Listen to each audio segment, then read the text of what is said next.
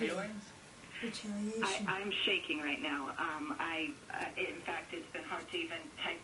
My fingers are shaking so badly I can't even type on my BlackBerry to get you the information I was trying to get through. And this is the moment we started to believe would never come, because the last time I would remember when Brett Baer was in Afghanistan interviewing General Petraeus, I told him, I said, ask him about Osama Bin Laden. You never hear any of the guys at the Pentagon, any of the intel folks talking about, is getting Osama Bin Laden still a top national security priority?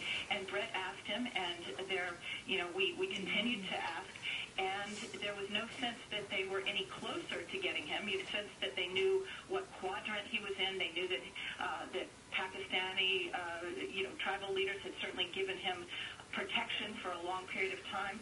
But right now, I can say that I'm shaking with this news. I think this is... Do you know, Jennifer, whether it was in Pakistan or Afghanistan?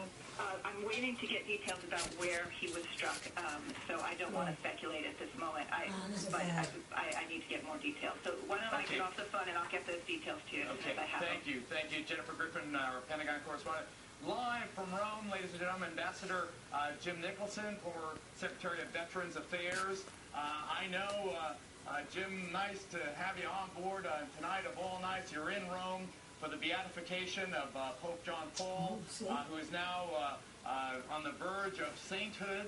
I know that when you spoke, when you presented your credentials to Pope John Paul, as I recall, you spoke in the aftermath, in the immediate aftermath of 9/11. I want you to tell us what the now shortly to be Saint John Paul said to you. If you could relate that conversation and tell us also from your own heart as a veteran how you feel at this moment, Ambassador. Well, I came to this studio here tonight to talk about the beatification and these events that come up, and it makes me reflect that the first time I met the Pope, I presented my credentials to him, and it was on 9/13 of 01, 48 hours after the attack of Osama Bin Laden on our country. And he said to me, very surprisingly, our formal remarks went aside, he said, Ambassador, we have to stop these people who are killing in the name of God. And that was an affirmation of us going into Afghanistan, and it also helped build our coalition. The Associated Press, hold it. That was the Pope. Mr. Secretary, hold on 1 second. Osama Bin Laden is dead, and the USA has his body, says a person familiar with the developments. That's the Associated Press now going with their own bulletin. Mr. Secretary, it seems as if the news now has been confirmed. 6 ways to Sunday, the terror mastermind, the architect, and the inspiration for the 9/11 attacks. Few months shy of the 10th anniversary has now been... September 11th, so clear, it seemed it had been painted blue.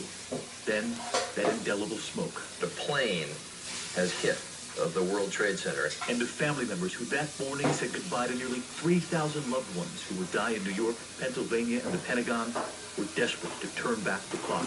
I remember it and I feel it as if it were yesterday. They'll never leave me. Christy Coombs of Boston remembers her goodbye, dropping off her husband Jeff on that business trip.